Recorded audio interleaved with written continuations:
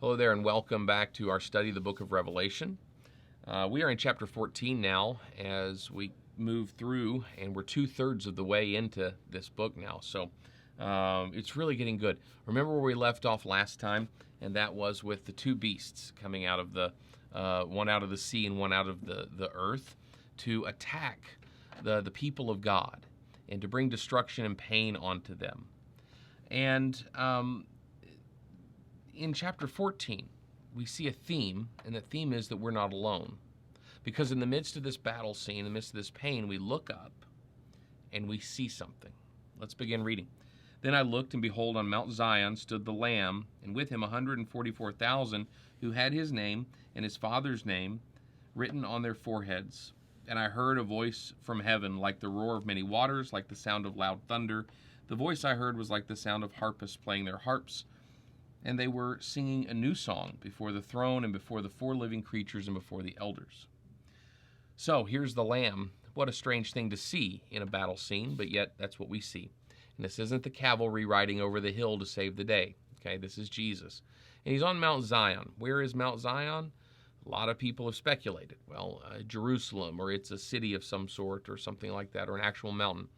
Mount Zion is just the place where God dwells. Okay?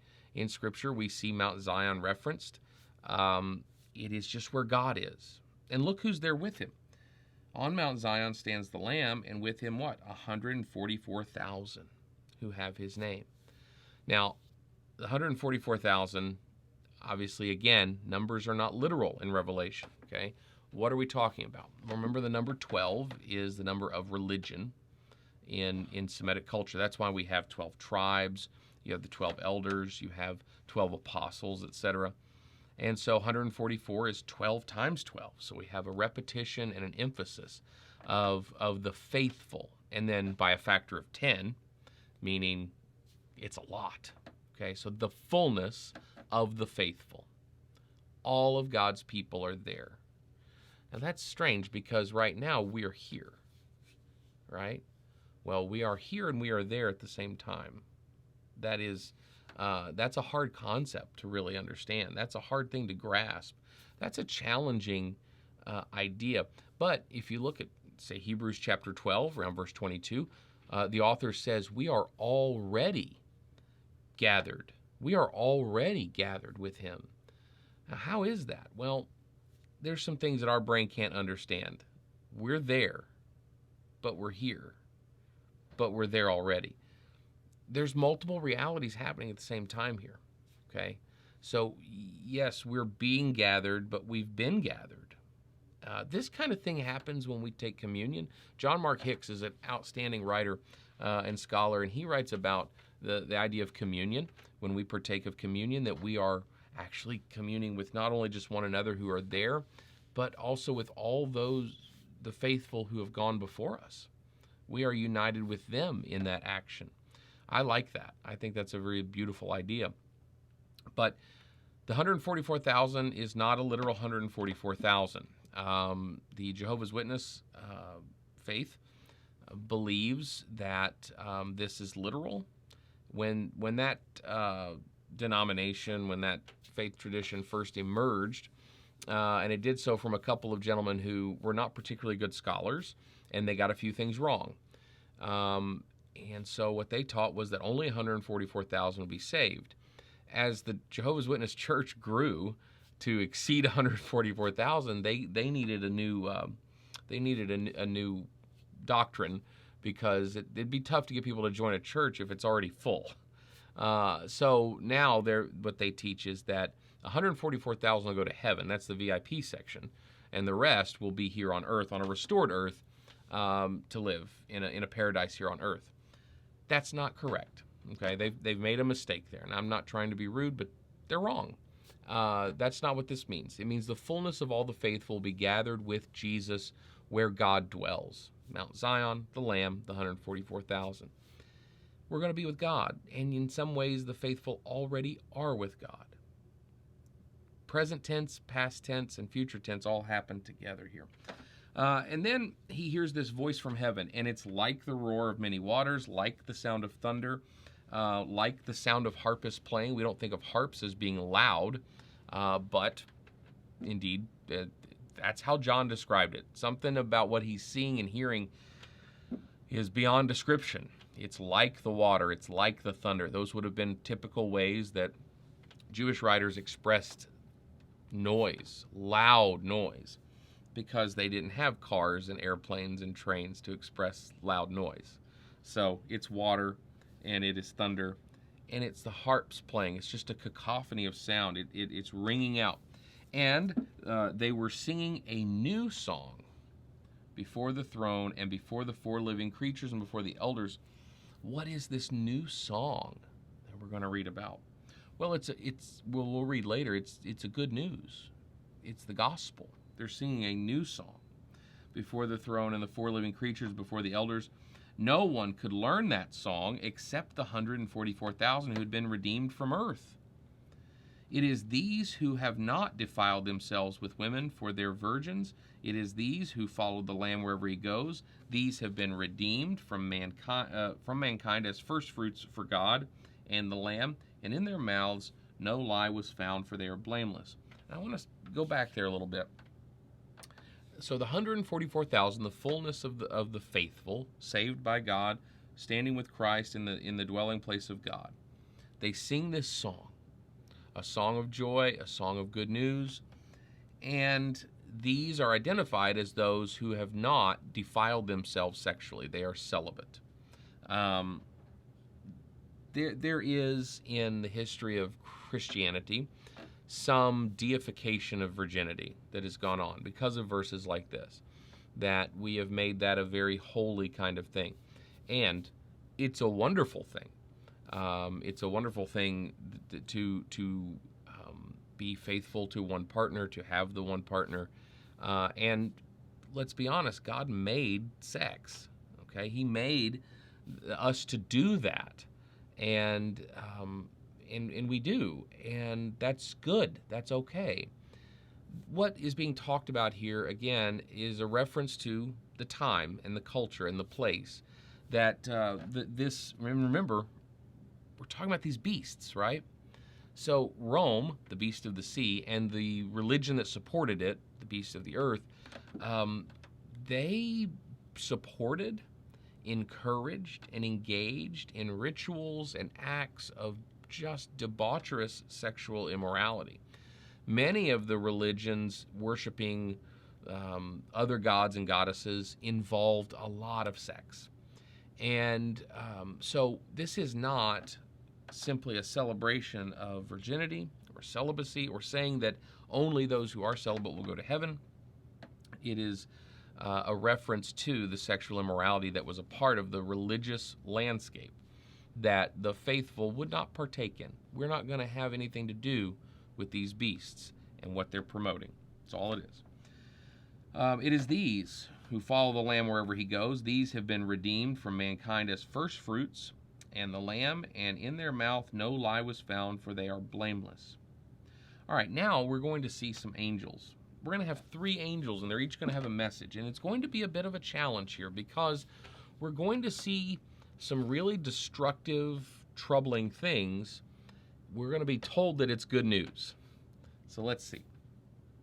Then I saw another angel flying directly overhead with an eternal gospel to proclaim to those who dwell on earth. Okay, it's good news here, right? To every nation, tribe, language, and people. And he said with a loud voice, "Fear God and give him glory, because the hour of his judgment has come, and worship him who made heaven and earth, the sea, and the springs of water." So first angel is coming proclaiming good news, right? Another angel, a second, followed, saying, "Fallen, fallen is Babylon the Great, she who made all nations drink the wine of the passion of her sexual immorality." Another reference again to the acts that were a part of life and a part of the religious experience of Rome. And another angel, a third, followed them, saying with a loud voice, "If anyone worships the beast and its image and receives a mark on his forehead or on his hand, he also will drink the wine of God's wrath, poured full strength into the cup of his anger, and he will be tormented with fire and sulfur in the presence of the holy angels and in the presence of the Lamb, and the smoke of their torment goes up forever and ever, and they have no rest day or night. these worshipers of the beast and its image, and whoever receives the mark of its name. Okay. Boy, now, look at these three angels. Good news, the proclamation of the falling of Babylon. And again, I would encourage you, go to Isaiah 62. Go to the book of Daniel.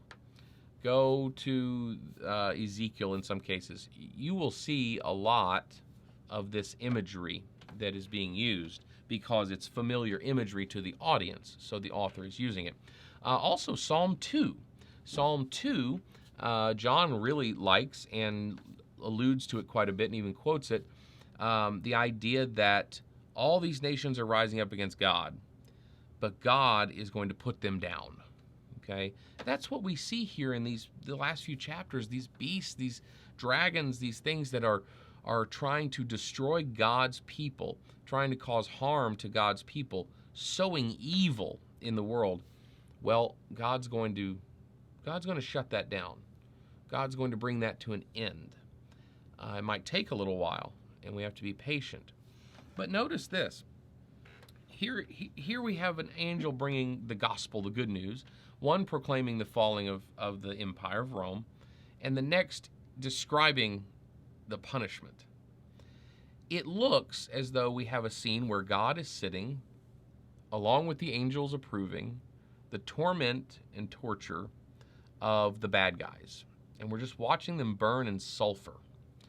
And we can get into why that, sulfur burns. It burns and it stinks and it burns hot. And we won't get into all that. But this scene is a little disturbing. How is judgment good news? Because we think of it like that scene I just described. God sitting and observing and taking great pleasure in the pain of... These are not people. Let's remember that. This is not a literal description of an image that we're going to see or that we can expect. These are not people. This is meant to inform us about what God was going to do to the enemies of Jesus and the enemies of his people. He was going to bring their destruction. He was going to put a stop to them. Okay, so again, we think of this as hell, and boy, there's some misconceptions about hell, but we think of this as hell. We get a lot of our imagery of hell from these kinds of verses. The idea of the grapes of wrath, both the novel and the line of the song we get from these verses. We think of this as people, and then it becomes a torture pit that God is watching with glee. It's not that. These aren't people. This is a nation. This is an empire. These are evildoers. And he's not talking about a literal torture. He's talking about bringing them to an end, collapsing them. Because what happened when cities went away in that time? They burned. When they were conquered, when they were pillaged, they were burned. You would travel down the road, and in the distance, the city you were going to, you just see a pillar of smoke, and you know it's gone. It's not there. Go somewhere else. It happened all the time.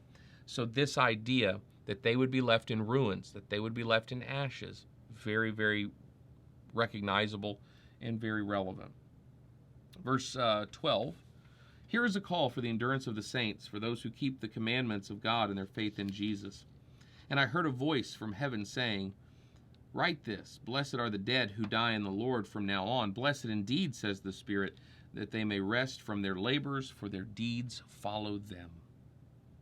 Then I looked, and behold, a white cloud, and seated on the cloud, one like a son of man, with a golden crown on his head and a sharp sickle in his hand. And another angel came out of the temple, calling with a loud voice to him who sat on the cloud, put in your sickle and reap, for the hour to reap has come, for the harvest of the earth is fully ripe. Notice why we see Jesus coming on a cloud here, because when things come from the air, they are not capable of being stopped. At least they're harder. It's one of the reasons why in the history of military affairs, nations that achieved prominence with an air force became suddenly very powerful, because they're able to go anywhere and they're able to attack from an advantageous position. People come on land, you can stop them a lot of ways. People come from the sea, you can stop them a lot of ways. You can't stop from the air. Jesus comes on the cloud, and he can't be stopped. It's inevitable. And he comes, and there is this sickle And now we're going to reap. We're going to harvest the earth. So he sat on the cloud, swung his sickle across the earth, and the earth was reaped. Then another angel came out of the temple in heaven, and he too had a sharp sickle. And another angel came out from the altar, the angel who has authority over the fire. And he called with a loud voice to the one who had the sharp sickle, "Put in your sickle and gather the clusters from the vine of the earth, for its grapes are ripe." So the angel swung his sickle across the earth and gathered the grape harvest of the earth and threw it into the great winepress of the wrath of God. And the winepress was trodden outside the city, and blood flowed from the winepress as high as a horse's bridle for 600 stadia. 600 stadia, it's like 180 miles, something like that. Don't get hung up on the number, okay? Wow. Here we have a reaping, a harvest, a winepress, and blood. What are we talking about? I want you to remember a story from the book of Exodus and the Israelites. Remember, Moses went up on the mountain to receive the law from God. He was up there a little while, and the people got impatient, and the people built an idol, the golden calf. When Moses returned and became angry, and after God gave him the backup tablets, there was a punishment for the people. They had to melt down and burn that altar, that idol. They had to take the ashes and mix it with water, and they had to drink it. That's interesting. That's a weird kind of punishment, but that's the punishment of Revelation chapter 14. We see these grapes of wrath and these grapes being pressed out and this harvest, and God is saying, I'm going to put an end to the evildoer. And the evildoer will be undone by his own evil. Okay, that's what we're talking about. All of the evil, and make no mistake, Hebrews chapter 13. Romans chapter 13. I'm sorry, I'm teaching Hebrews class at the same time. Romans chapter 13 talks about our relationship with our civic government and God's role in all of that. Make no mistake, there are evildoers, there are evil empires, there are evil people doing evil deeds for their own benefit. And God says, for those who do harm, I will make them drink what they have made. Their own evil will come back to destroy them. That's been true in the history of the world. Look, we sometimes get hung up on a lot of things that don't matter. We get hung up on social issues, political issues.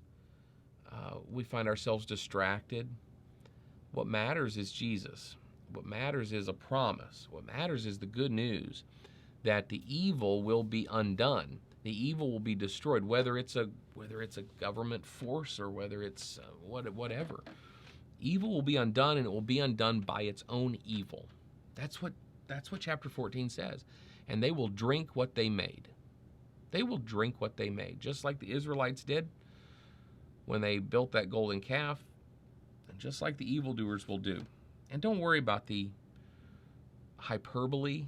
Remember, we're using symbols and visions and hyperbole and all this blood. It's a lot of blood. That's the point. It's a lot of bloodshed that's happening because a lot of evil is being dealt with. That's what God promises. That's the good news of judgment, that Jesus is going to come and make all of it right, and we're going to win. Chapter 15, we move on to now. Chapter 15. Now we get. It's not 7 brides for 7 brothers. It's 7 plagues for 7 angels. Chapter 15, and then we move to 16. In these next few chapters, we've been seeing the Lamb, and we've been hearing the promise of judgment and wrath. Now we're going to see what a lamb can do, because the image of a lamb is very, very different from what we imagine our great warrior and defender would be. So get ready. Next few chapters, buckle up. We'll see you next time.